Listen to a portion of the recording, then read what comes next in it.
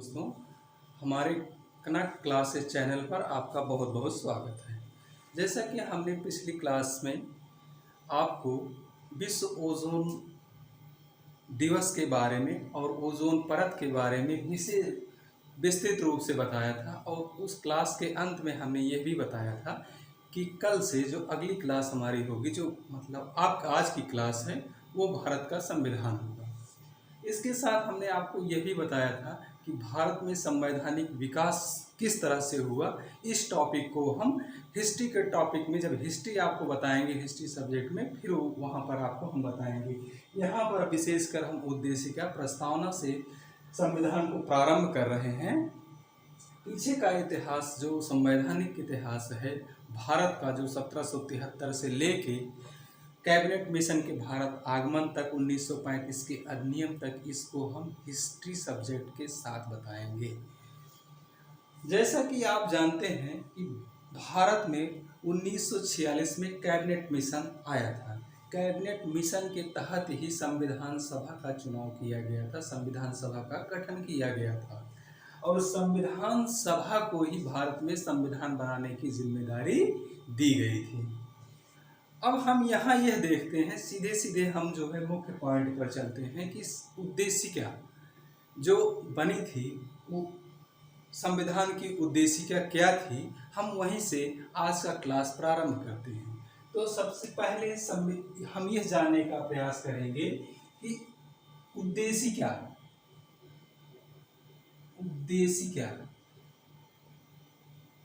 यानी इसको हम प्रस्तावना भी कहते हैं। ये संविधान की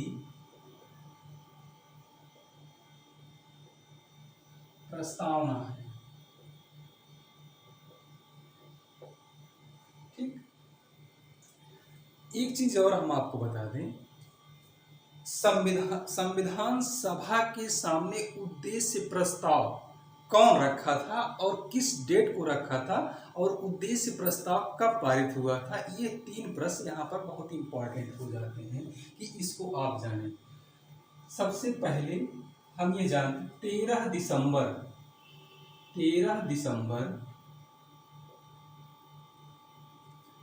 1946 ईस्वी को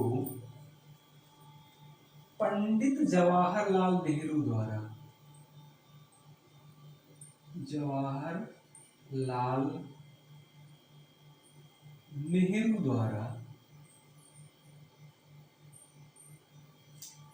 संविधान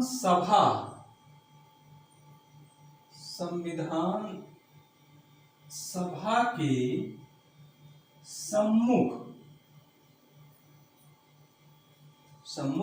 उद्देश्य प्रस्ताव रखा गया था। उद्देश्य प्रस्ताव रखा गया था। यह उद्देश्य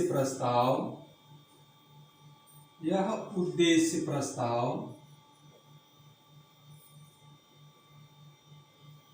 22 जनवरी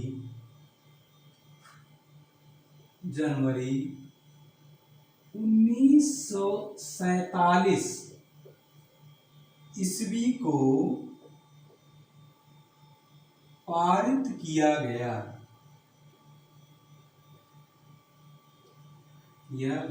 किसके द्वारा पारित किया गया? संविधान सभा द्वारा। पारित किसके द्वारा किया गया था? संविधान सभा द्वारा।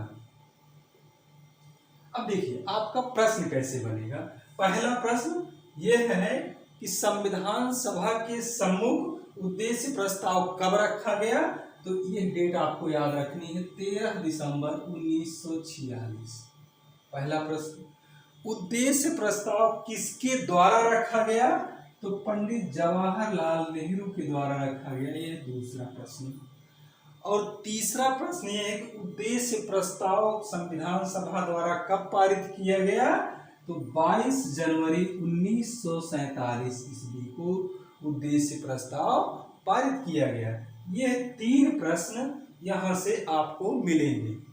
और परीक्षा में आईएएस या पीसीएस दोनों में आप देखेंगे कि ये तीनों प्रश्न कभी न कभी पूछे गए हैं।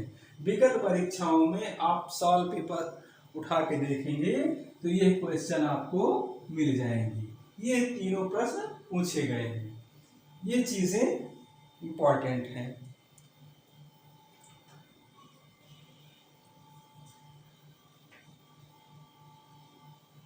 अब हम आते हैं सीधे सीधे प्रस्तावना पर। संविधान की प्रस्तावना क्या है? प्रस्तावना वास्तव में ऐसा माना जाता है, ऐसा कहा जाता है, ऐसा होता भी है कि संविधान की प्रस्तावना संविधान की कुंजी कही जाती है। संविधान की प्रस्तावना,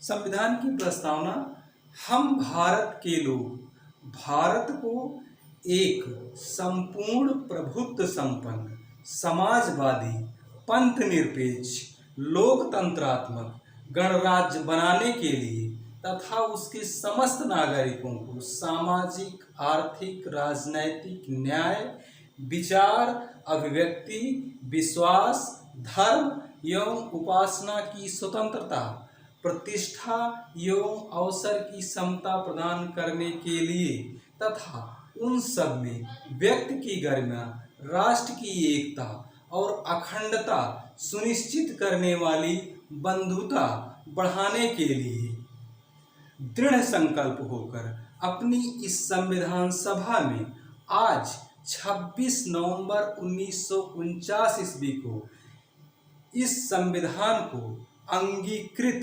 अधिनियमित और आत्मार्पित करते हैं। यह है संविधान की प्रस्तावना। इस चीज़ों को आपको, इन सारी बातों को आपको ध्यान में रखना है। एक और विशेष बात आपको ध्यान रखनी है कि इस प्रस्तावना में जो शब्दों का क्रम है उसमें गड़बड़ी नहीं होनी चाहिए, क्योंकि एक बार 2006 या 7 की बात है, आप सॉल्व पेपर में देखेंगे तो प्रस्तावना की पहली लाइन को ही उठाकर रख दिया गया है और इसमें पूछा गया है कि इन शब्दों का सही क्रम क्या है। तो इस चीज को हम अभी नोट करते हैं, आप भी नोट कर लीजिएगा। हम लिख रहे हैं सामने आपके। प्रस्तावना में क्या है? उद्देशिका या प्रस्तावना,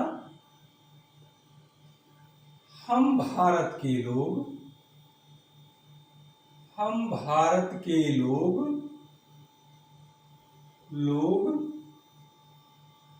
भारत को एक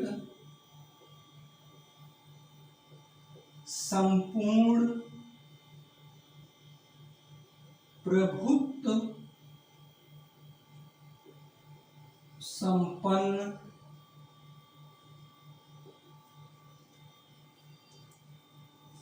समाजवादी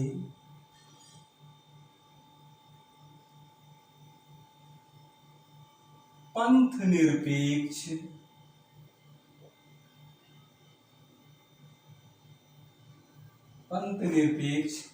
लोकतंत्रात्मक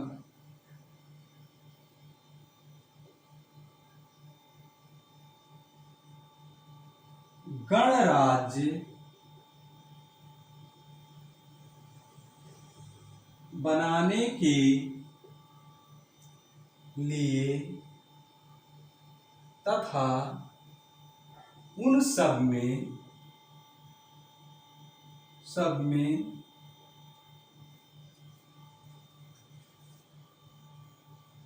तथा उसके समस्त नागरिकों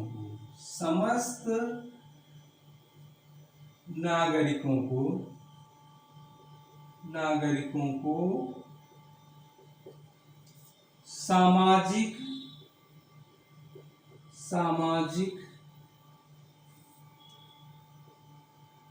आर्थिक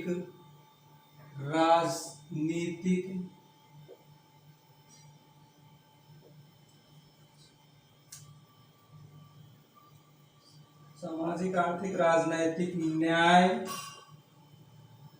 विचार अभिव्यक्ति अभिव्यक्ति,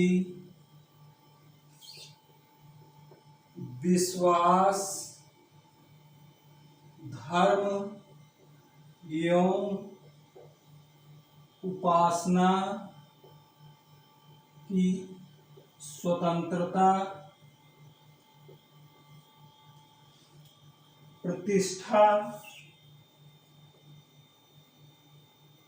प्रतिष्ठा एवं अवसर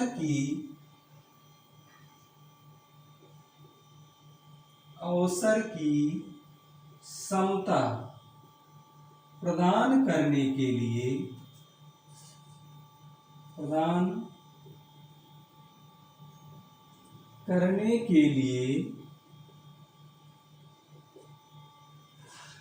तथा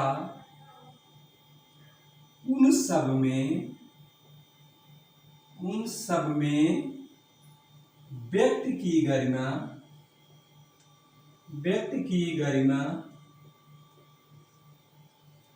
राष्ट्र की एकता और अखंडता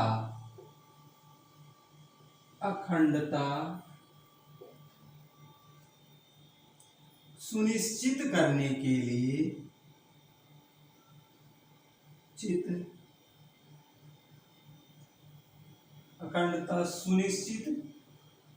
के लिए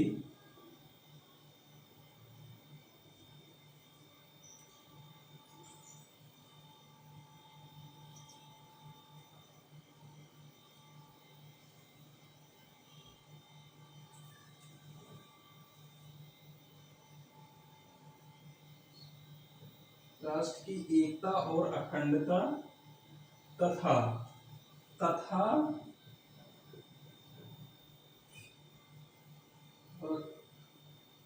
उन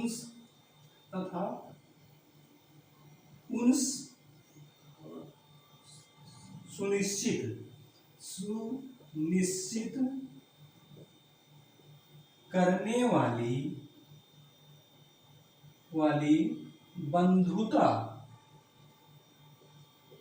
बढ़ाने के लिए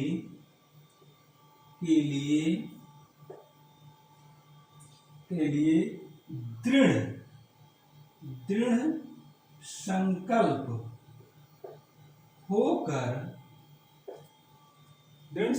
होकर आज हम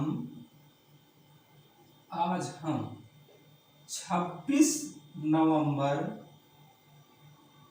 1949 ईस्वी को एतद द्वारा इस संविधान को अंगीकृत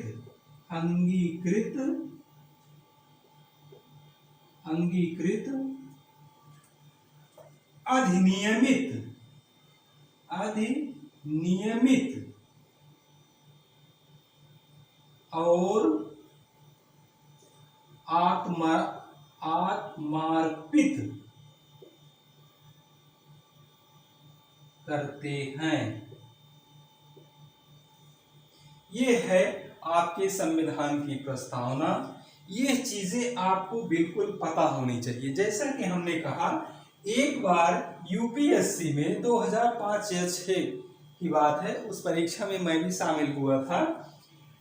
ये प्रश्न सीधे ऐसे लाइन पूछी गई थी, हम भारत के लोग भारत को एक यही दिया था, संपूर्ण प्रभुत्व संपन्न, समाजवादी, पंथ निरपेक्ष, लोकतंत्रात्मक गणराज्य बनाने के लिए, इतना दिया हुआ था। दूसरी लाइन दी गई थी, संपूर्ण प्रभुत्व संपन्न, पंथ निरपेक्ष, लोकतंत्रात्मक, समाजवादी गणराज्य। तीसरा प्रश्न, तीसरा विकल्प दिया हुआ था, समाजवादी, पूर्ण प्रभुत्व संपन्न, पंथ निरपेक्ष, लोकतंत्रात्मक। एक और ऑप्शन दिया था, लोकतंत्रात्मक, प्रभुत्व संपन्न, समाजवादी, पंथ निरपेक्ष। तो इसमें आपको ये ध्यान रखना है कि क्रम इन शब्दों का एकदम सटीक होना चाहिए। जो चीजें संविधान में लिखी गई हैं, जो प्रस्तावना में है, बिल्कुल हूबहू वही होना चाहिए। अगर इन शब्दों का क्रम आपका खराब बिगड़ेगा तो आप प्रश्न नहीं सही कर पाएंगे। इसलिए आप इन शब्दों को इसी क्रम में याद रखिएगा। कोशिश ये करिएगा कि प्रस्तावना आप याद रखें। एक प्रश्न ये हो गया। दूसरी चीज आप जो है इस डेट को भी ध्यान रखिएगा। 26 नवंबर 1949 ईस्वी को, इस दिन हमारा संविधान क्या हुआ था? अंगीकृत किया गया था। और 26 जनवरी 1950 ईस्वी को क्या हुआ था? हमारा संविधान लागू किया गया था। यह है संविधान की प्रस्तावना। अब इसमें कुछ चीजें ऐसी हैं, हम आपको बताते हैं। इसमें समय समय पर कुछ परिवर्तन किए गए हैं, कुछ इसमें नई चीजें जोड़ी गई हैं। कब जोड़ी गई हैं और क्या जोड़ी गई हैं, ये चीजें इंपॉर्टेंट हो जाती हैं, वहां से भी प्रश्न बनता है। जैसे आपको बता दें, एक शब्द ये है समाजवादी, और दूसरा शब्द है पंथ निरपेक्ष, और तीसरा शब्द है यह अखंडता। ध्यान रखिएगा। यह भी दिया गया है कि हमारी प्रस्तावना, हमारी उद्देशिका के प्रथम खंड में दो नए शब्द, समाजवादी और पंथ निरपेक्ष, और अखंडता जो है छठे खंड में। यह जो है 42वें संविधान संशोधन 1976 के द्वारा संविधान में जोड़े गए हैं। क्या क्या शब्द जोड़े गए हैं, इसको हम अलग से लिखते हैं। यहां देखिए, समाजवादी,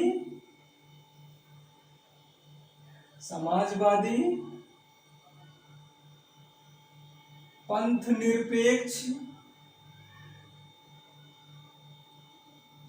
और अखंडता शब्द। अखंडता, यह तीनों शब्द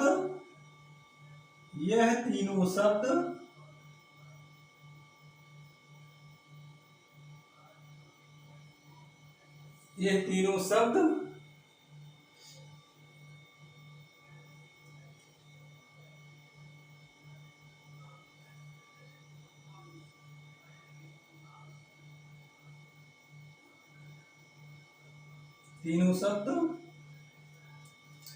42वें संविधान संशोधन अधिनियम, शॉर्ट फॉर्म में हमने लिख दिया है संविधान संशोधन अधिनियम 1976 के द्वारा प्रस्तावना में जोड़े गए हैं।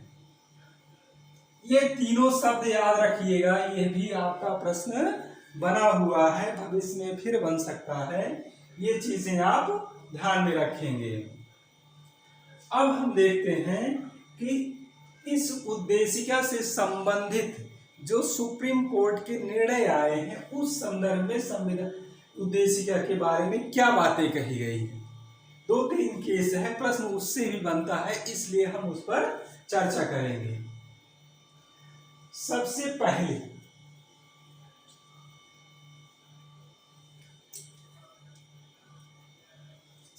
पहले इन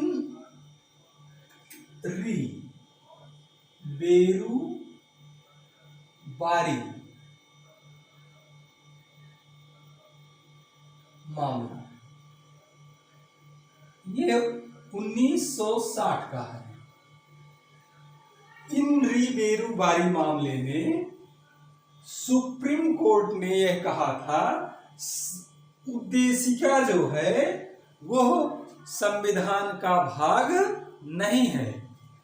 इन बेरू बारी मामले में क्या कहा था, इसमें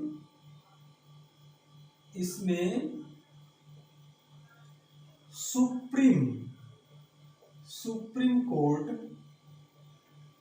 उच्चतम न्यायालय, हिंदी में सुप्रीम कोर्ट या उच्चतम न्यायालय ने कहा था उद्देशिका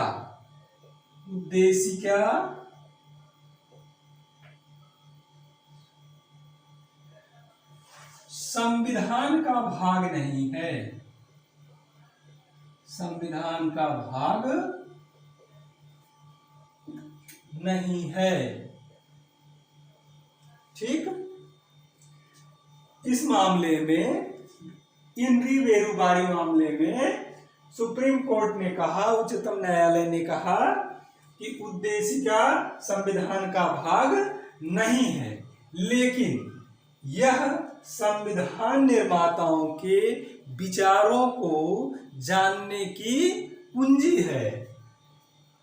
अगर संविधान में किसी आर्टिकल को लेकर या किसी भाग को लेकर किसी प्रकार का विवाद उत्पन्न होता है या असमंजस की स्थिति आती है, तो उस स्थिति में उद्देशिका हमारा सहारा बन सकती है। हम उद्देशिका के विचारों से उस समस्या का समाधान कर सकते हैं। ये बातें जो है इन रीवेरुबारी मामले में कहा गया। ठीक, मेन रूप से आपका प्रश्न ये एक बार बना हुआ है कि किस मामले में ये कहा गया कि उद्देशिका संविधान का भाग नहीं है, तो आपका आंसर होगा इन रीवेरुबारी मामला। यह आपका आंसर होगा। बस इतना ही इसमें जानेंगे। अब एक दूसरा मामला है, अब बहुत ही फेमस है, आप उसको जानते होंगे, केशवानंद भारती बनाम केरल राज्य। केशवानंद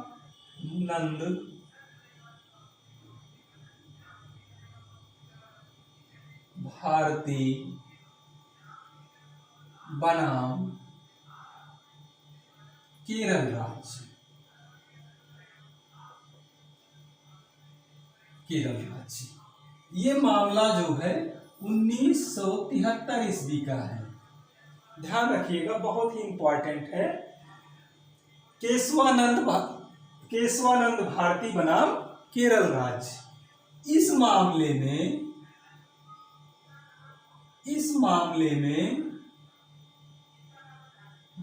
में सुप्रीम कोर्ट ने कहा, इससे हम लिख दे रहे हैं, सुप्रीम कोर्ट या उच्चतम न्यायालय ने कहा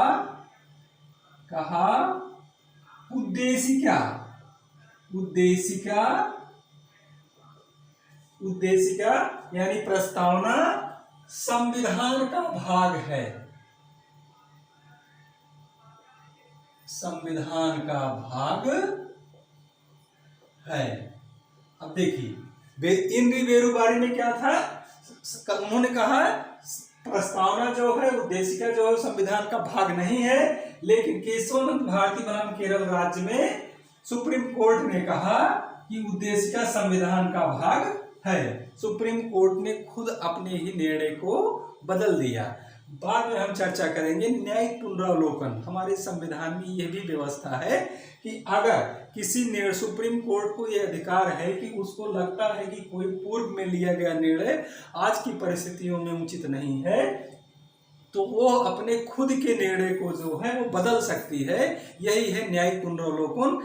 इसके बारे में हम आगे चर्चा करेंगे। तो यहाँ आप ये देखेंगे कि न्यायिक पुनरावलोकन किया गया सुप्रीम कोर्ट के द्वारा, उसने अपने ही निर्णय को बदल दिया। जस्ट नहीं है से है हो गया। उद्देशिका संविधान का भाग नहीं बेरुबारी मामले में, और केशवानंद भारती बनाम केरल राज्य के मामले में उसने कहा कि उद्देशिका संविधान का भाग है।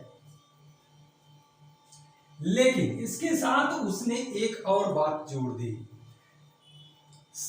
अगर यह कहा कि उद्देशिका संविधान का भाग है, तो इसका मतलब यह है कि इस उद्देशिका में भी संशोधन किया जा सकता है।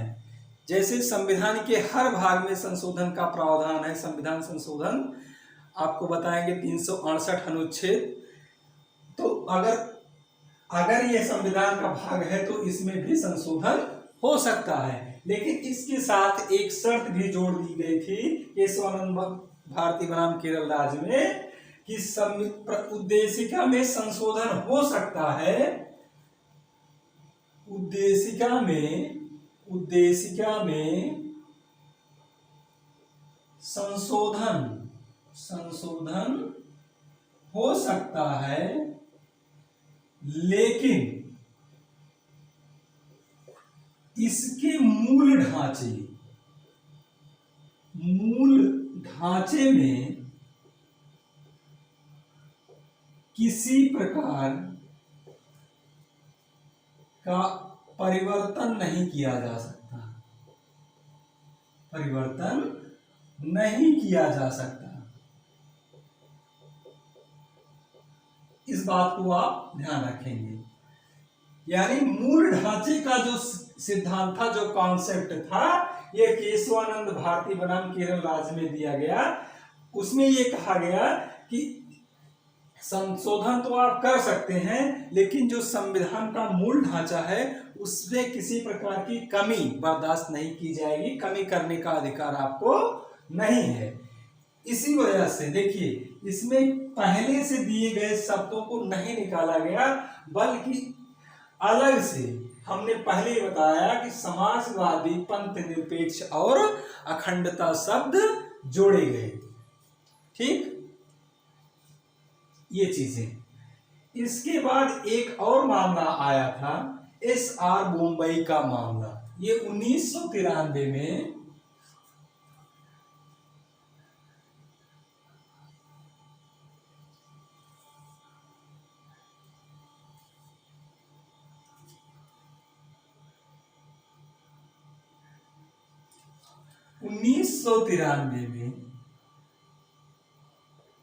SR मुंबई के मामले में भी सुप्रीम कोर्ट ने यह निर्णय दिया कि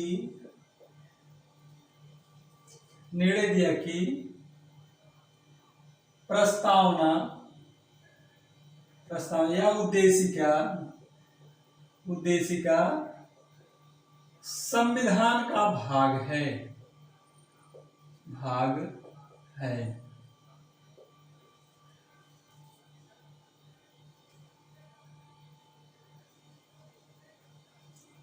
ठीक, ये भी आप जानते रहिएगा। न्यायमूर्ति हिदायत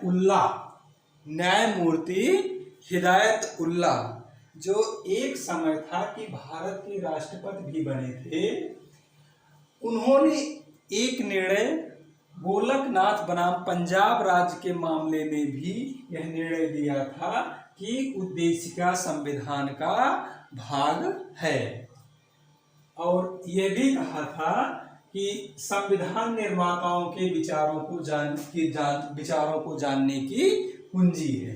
तो आप इस चीज को ये भी ऐसे भी जान सकते हैं, ये गोलकनाथ बनाम पंजाब राज्य के मामले में सुप्रीम कोर्ट ने फिर निर्णय दिया कि प्रस्तावना संविधान का भाग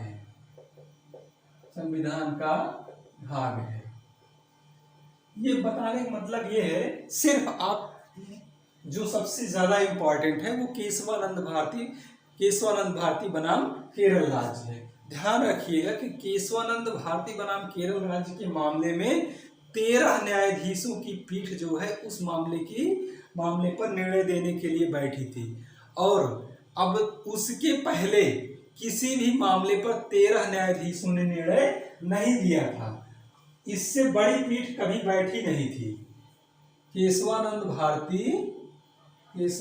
भारती यही इंपॉर्टेंट सबसे ज्यादा है, बनाम केरल राज्य।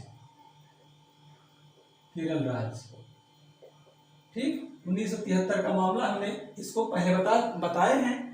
इसमें जो है ये 13 न्यायाधीश थे। ध्यान रखिएगा, कभी कभी ये पूछा गया है कि इसकी जो पीठ थी, जो निर्णय हुआ था इस मामले में सुप्रीम कोर्ट में, कितने न्यायाधीश थे? तो न्यायाधीशों की संख्या कितनी थी? 13 थी। और जो निर्णय आया था केशवानंद भारती बनाम केरल राज्य में 7 और 6 का निर्णय, यानी 7 जो है यह कहे कि प्रस्तावना संविधान का भाग है, और 6 लोगों ने कहा कि ऐसा नहीं है, प्रस्तावना संविधान का भाग नहीं है। लेकिन बहुमत 7 की तरफ था, इसलिए इस निर्णय को मान लिया गया। सबसे बड़ी पीठ अब तक जो बैठी है वो केशवानंद बनाम केरल राज्य के मामले में बैठी थी। ध्यान रखिएगा, इतने न्यायाधीशों की बैठक नहीं हुई थी, इतने जज एक साथ निर्णय इसके पहले कभी दिए नहीं थे। आज तो एक आध मामले में इस तरह हो गया है, लेकिन इस सबसे ज्यादा अगर देखा जाए तो यही इंपॉर्टेंट है कि केशवानंद भारती बनाम केरल राज्य। और विशेषकर ये भी जान लीजिएगा, ये बताए कि संविधान, ये प्रस्तावना संविधान का भाग है, इसमें संशोधन हो सकता है, और ये 13 न्यायाधीशों की पीठ थी। 7-6 के निर्णय से इसका निर्णय हुआ था। ये इतने फैक्ट आपको ध्यान में रखने हैं। एक बात और आपको बता दें, ये क्वेश्चन भी कई बार आ चुका है और थोड़ा सा विवादित भी है। बाबा साहब भीमराव अंबेडकर ने अनुच्छेद 32 को, जिसमें संवैधानिक उपचारों का अधिकार दिया गया है, उसको जो है वो संविधान की कुंजी कहा था। ध्यान रखिएगा। और एक बार टीसीएस में यह प्रश्न आया था कि प्रस्तावना को संविधान की कुंजी किसने कहा था, तो उसमें सब लोग यही मान के चल रहे थे कि बाबा साहब भीमराव अंबेडकर आंसर, जबकि सही नहीं है। बाबा साहब अंबेडकर ने अनुच्छेद 32 को जो है वो संविधान की कुंजी कहा था, या संविधान की आत्मा कहा था। ध्यान रखिएगा, बाबा साहब ने अनुच्छेद 32 को संविधान की आत्मा कहा था, संविधान की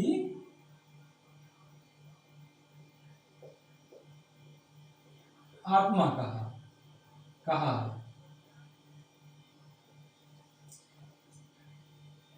संविधान की आत्मा, बाबा साहब भीमराव अंबेडकर की हम बात कर रहे हैं, इन्होंने अनुच्छेद 32 को कहा है कि यह संविधान की आत्मा है।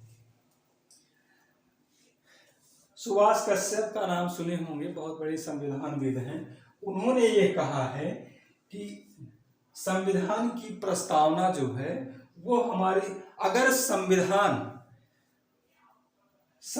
शरीर है तो प्रस्तावना उसकी आत्मा है।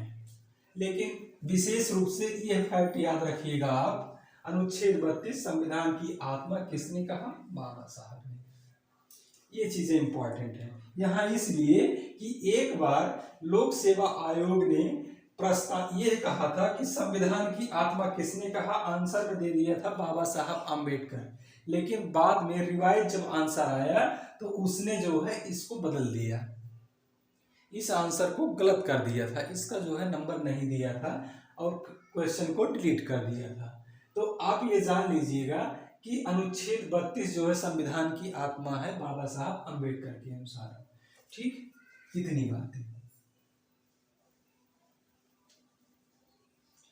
अब इसमें जो शब्द दिए गए हैं, अगर देखा जाए तो शब्द, हर शब्द का एक अलग मतलब है, एक अलग अर्थ है। जैसे हम भारत के लोग, यानी भारत की जनता ही सर्वप्रमुख है, भारत की जनता ही सर्वप्रमुख है। सरकार, संविधान, सारी चीजें इसी के लिए है। सरकार का जो गठन, सरकारें बनती हैं इसके लिए बनती हैं, इसके द्वारा बनाई जाती हैं, ये चीजें आप जानते हैं। संपूर्ण प्रभुत्व संपन्न का मतलब है जो पूरी तरह से स्वतंत्र हो, जो आंतरिक और बाह्य मामले में पूरी तरह से स्वतंत्र हो, उसको कहते हैं संपूर्ण प्रभुत्व संपन्न, जो किसी दूसरे के प्रभुत्व में ना हो। समाजवादी का अर्थ यह होता है कि समाजवादी का अर्थ है कि उत्पादन के साधनों पर राज्य का पूर्ण नियंत्रण होता है। इसमें भी 2 प्रकार का नियंत्रण, जैसे समाजवादी का अर्थ है उत्पादन के साधनों पर राज्य का नियंत्रण, उत्पादन उत्पादन के साधनों पर राज्य का नियंत्रण। ठीक, और यह अगर कठोर है, राज्य का कठोर नियंत्रण है, तो वो हो जाएगा साम्यवादी समाजवादी। और यदि नियंत्रण लचीला है, नरम है, तो वो हो जाएगा लोकतांत्रिक समाजवादी। लोकतांत्रिक समाजवादी। तो भारत में जो भारत में लोकतांत्रिक समाजवादी प्रथा को अपनाया गया है। कठोर समाजवादी यानी साम्यवादी समाजवादी, जैसा कि रूस और चाइना में है। तो लोकतांत्रिक समाजवादी व्यवस्था हमारे यहाँ अपनाई गई है, और इसी में जो है ये लचीलापन है, इसलिए जो है निजी लोक क्षेत्र के साथ निजी क्षेत्र को भी आगे बढ़ने का मौका दिया गया है। और एक जो भारत की अर्थव्यवस्था है वो मिश्रित प्रकार की अर्थव्यवस्था अपनाई गई है, यानी लोक के साथ निजी की बराबर की हिस्सेदारी दी गई है। इस विकास में दोनों को सहयोग लिया गया है। यह लोकतांत्रिक समाजवादी व्यवस्था की विशेषता है। और समाजवाद का अर्थ है उत्पादन के साधनों पर राज्य का नियंत्रण। इसमें कठोर है तो साम्यवादी समाजवादी, लचीला है तो लोकतांत्रिक समाजवादी। हमारा भारत इसका उदाहरण है, लोकतांत्रिक समाजवादी व्यवस्था। और ये जो लोकतांत्रिक समाजवादी है यानी लचीला है, इसलिए निजी क्षेत्र को भी उत्पादन के साधनों में हिस्सेदारी दी गई। और हमारी जो अर्थव्यवस्था है वो मिश्रित प्रकार की अर्थव्यवस्था को अपनाया गया, जिसमें राज्य के साथ निजी क्षेत्र को भी आगे बढ़ने का पूरा मौका दिया गया है। पंथ निरपेक्ष यानी राज्य का कोई धर्म नहीं होगा, कोई किसी विशेष धर्म को, राज्य किसी धर्म विशेष को नहीं मानेगा, लेकिन भारत में प्रचलित सभी धर्मों को संरक्षण प्रदान करेगा। लोकतंत्रात्मक, लोकतंत्र यानी जनता का तंत्र, जनता का शासन, जनता के द्वारा जनता के लिए चुनी गई सरकार। गणराज्य, हमारा जो राष्ट्राध्यक्ष है वह जो है निर्वाचित होगा, ना कि किसी राजा को या इस तरह को किसी बनाने का वो किया गया है। हमारे यहाँ गणराज्य है, यानी जो राज्य का प्रतिनिधि है, मुख्य प्रतिनिधि है, जो राज्य का मुख्य कार्यपालक है वो निर्वाचित है, जैसे कि हमारे यहाँ राष्ट्रपति का चुनाव होता है। नागरिकों को सामाजिक, आर्थिक, राजनैतिक 3 प्रकार के न्याय दिए गए हैं। ठीक, और स्वतंत्रता, विचार, अभिव्यक्ति, विश्वास, धर्म एवं उपासना की स्वतंत्रता, यानी 1, 2, 3, 4 और 5 प्रकार की स्वतंत्रता दी गई है।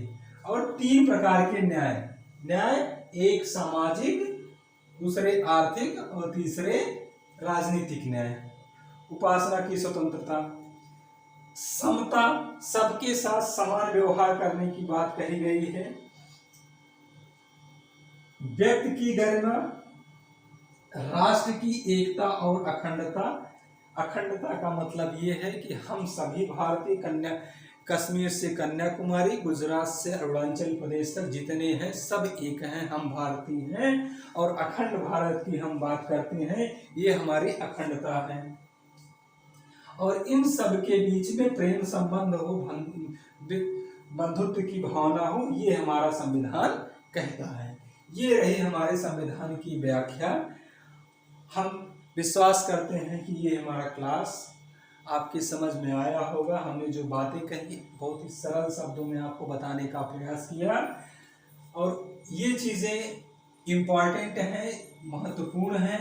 अब समझिए कि हम इसी की व्याख्या पूरे संविधान के अंतर्गत करेंगे, और इसी चीज़ को, यह चीज़ें आपको ध्यान में रखनी है, आपको याद रखना है। बस इसी के साथ हम आज की क्लास यहीं पर समाप्त करते हैं। फिर अगले क्लास में अगले चैप्टर के साथ संविधान में ही आगे बढ़ेंगे। संघ और राज्य भाग 1 की हम आपसे चर्चा करेंगे, और आगे इसके साथ कुछ और चीज़ें हैं उसको भी हम बताएंगे, लेकिन भाग 1 पर चर्चा अगले क्लास में हो। बस इतना ही, धन्यवाद।